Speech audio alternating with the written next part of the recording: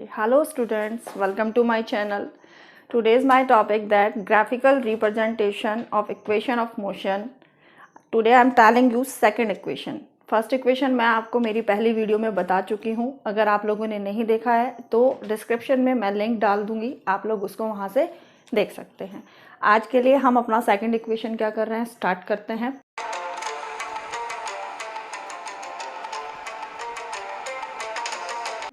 चलिए, उसके लिए सबसे पहले हमारा पता होना है कि हमारा सेकंड इक्वेशन होता कौन सा है. That is called your S equal to u t plus half a t square. आज हम इसको डिराइव करेंगे. ओके, उसके लिए सबसे पहले क्या है, जब ये ग्राफिकल मेथड है तो हमें ग्राफ ड्रॉ करना पड़ेगा. यहाँ पर अब हम ग्राफ ड्रॉ करना है. यहाँ पर हमने बच्चों क्या लिया, ये एक एक्स एक्सिस ड्रॉ किया, एक वाई एक्सिस ड्रॉ किया. ओके, एक्स एक्सिस को हमने क्या कहा, time axis, right. Y axis को हमने क्या बोला, velocity axis. Time axis, velocity axis. तो यहाँ पे हमने बताया था आपको क्या करना है कि हम एक ऐसी मूविंग ऑब्जेक्ट लेंगे जो अपना सब इनिशियल वेलोसिटी के साथ मूव कर रहा होगा. यह आपका ऑरिजिन है, तो यहाँ से आपका ऑब्जेक्ट मूव कर रहा है सब इनिशियल वेलोसिटी. तो यहाँ पर लेट ये लिया आपने कि वो आपके इस पॉइंट तक क्या कर रहा है, मूव कर रहा है. ए पॉइंट तक क्या कर रहा है, ए पॉइंट तक मूव कर रहा है. यहाँ से फिर वो क्या करता है, गेन करता है यूनिफॉर्म एक्सेलरेशन. यहाँ से गेन करता है, यहाँ से ए पॉइंट से वो गेन कर रहा है आपका इस पॉइंट तक. Okay, B point. ये इसकी क्या हो गई है, फाइनल वेलोसिटी, राइट. अब हमें क्या करना है, इस फिगर को कंप्लीट करने के लिए कुछ कंस्ट्रक्शन करेंगे. क्या कि बी से हम क्या करते हैं, एक परपेंडिकुलर ड्रॉ करते हैं. किस पर, टाइम एक्सिस पर. एक परपेंडिकुलर आपने क्या करा, ड्रॉ करा, जो आपके टाइम एक्सिस पर सी पर मीट करेगा, राइट. सम और यहीं से बी पॉइंट से ही आपने क्या किया, एक और परपेंडिकुलर ड्रॉ किया, जो कहाँ पर किया, वाई एक्सिस पर, और उस पॉइंट को नाम दे दिया आपने ई, राइट. अब वन मोर, हम एक लाइन पैरेलल ड्रॉ करते हैं ओसी के पैरेलल ए पॉइंट से. ठीक है, ओसी के पैरेलल हमने यहाँ पर एक लाइन ऑलरेडी ड्रॉ कर दिया और उसको नाम दे दिया आपने डी. ठीक है, तो अब आपका जो ग्राफ रेडी हो गया, ओ ए बी डी, राइट. अब हमने क्या कहा था कि आपका जो मूविंग ऑब्जेक्ट है वो इनिशियल वेलोसिटी के साथ में मूव कर रहा है. तो उस इनिशियल वेलोसिटी को हमने क्या बोला, लेट ये जो हमारी क्या है, ओ से ए तक वो उसी वेलोसिटी के साथ मूव कर रहा है, तो we can say you. Initial velocity को हम यू से रिप्रेजेंट करते हैं, राइट. स्मॉल यू से रिप्रेजेंट कर रहे हैं. अब फाइनल वेलोसिटी क्या है, बी आपकी फाइनल वेलोसिटी है. इधर हम क्या कहते हैं, ओ से ई तक, O E is your final velocity.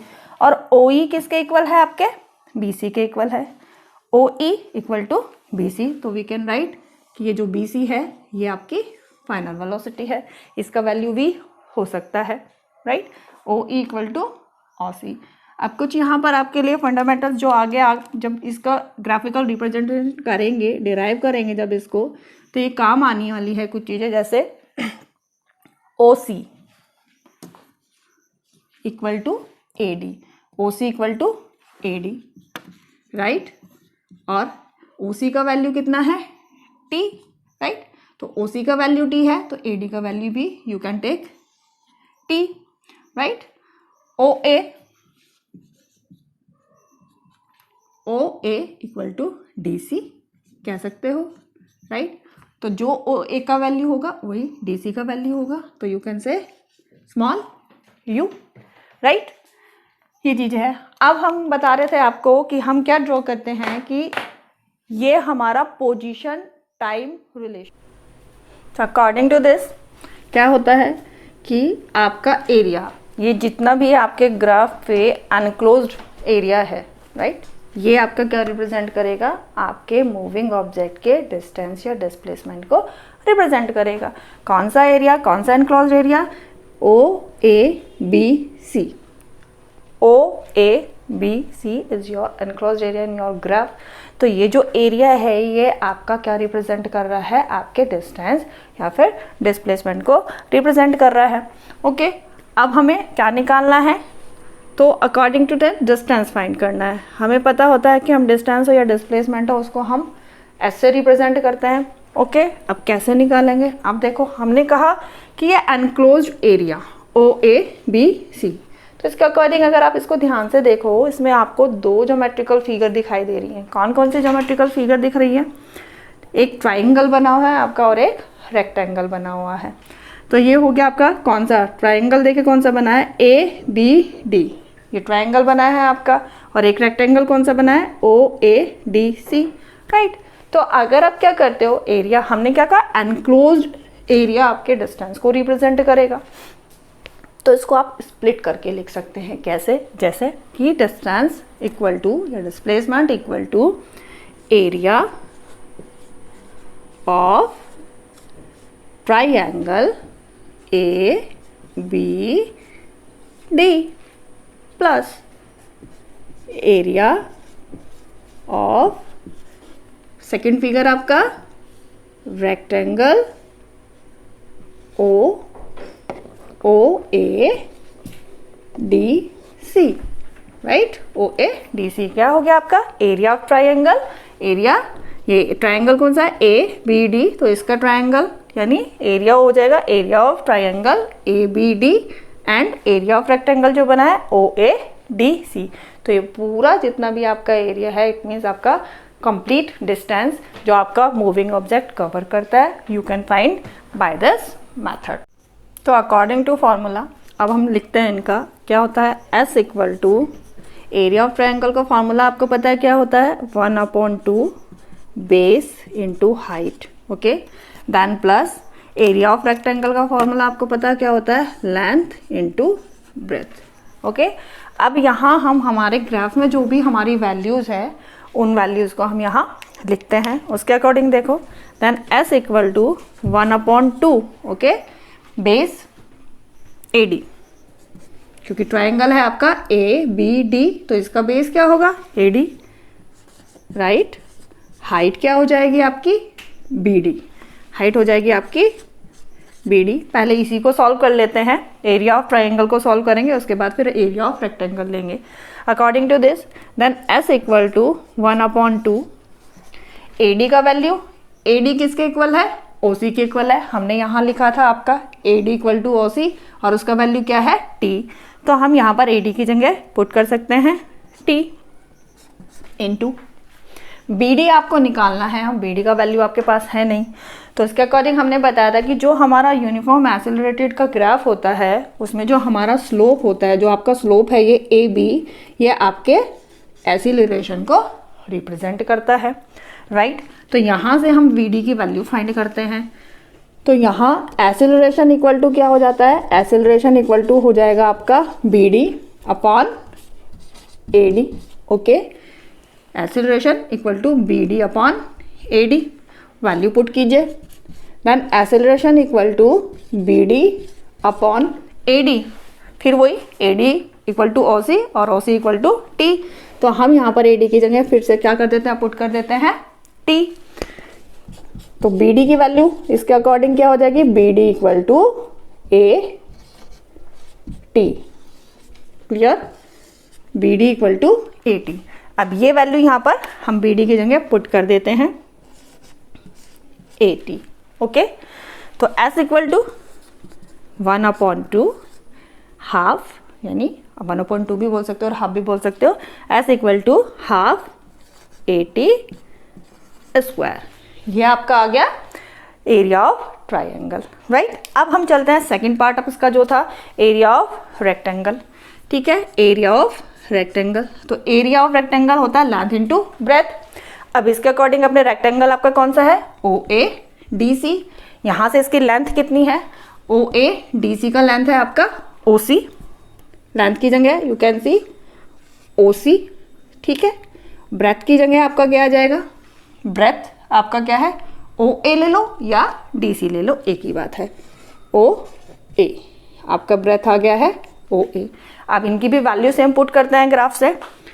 Plus O C का value T, right, then into O A का वैल्यू आपका ग्राफ के अकॉर्डिंग यू, राइट। तो इसका जो आया, इसका जो एरिया आया आपके रेक्टेंगल का एरिया आ गया U T, right. This is your area of triangle, this is your area of rectangle. क्या कहता है, ऐड करना था, ऐड हो गया। आप इसको क्या कर देते हैं, रीअरेंज कर देते हैं इस इक्वेशन को। आपकी इक्वेशन क्या बन जाएगी, then S equal to u t plus half a t square. ये क्या है, आपका सेकंड इक्वेशन है आपके मोशन का, जो हमें क्या बताता है, पोजीशन और टाइम का रिलेशन बताता है। ये कंप्लीट हुआ आपका पूरा डेरिवेशन आपकी सेकंड इक्वेशन का। एक बार फिर से क्विक रिवीजन मैं करा देती हूँ यहाँ पर कि ये आपका ग्राफ है, आपका कोई मूविंग ऑब्जेक्ट जो इनिशियल वेलोसिटी u के साथ मूव कर रहा है, कहाँ तक, a पोजीशन तक। a के बाद में क्या होता है, उसका वेलोसिटी क्या हो जाता है, b पर पहुँचता है और final velocity become v। Okay, ये परपेंडिकुलर ड्रॉ कर दिया हमने b से टाइम एक्सिस पर और b से ही आपके y एक्सिस पर, राइट। तो ये कहाँ हुए, यहाँ पर जब b से y एक्सिस पर किया तो e पॉइंट पर मीट हुआ, b से जब टाइम एक्सिस पर किया तो c पॉइंट पर मीट हुआ। ओके, अब हमें निकालना था, क्योंकि ये डिस्टेंस टाइम रिलेशन है तो दैट्स वाई हमें यहाँ क्या फाइंड करना है, डिस्टेंस।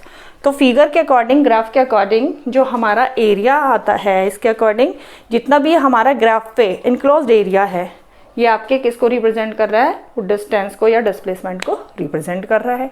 तो इसके अकॉर्डिंग हम अगर निकालें यहाँ से, तो डिस्टेंस इक्वल टू, इसमें ज्योमेट्रिकल फिगर देखें, आपकी दो फिगर बन रही हैं। एक आपका ट्रायंगल बन रहा है, एक आपका रेक्टेंगल बन रहा है।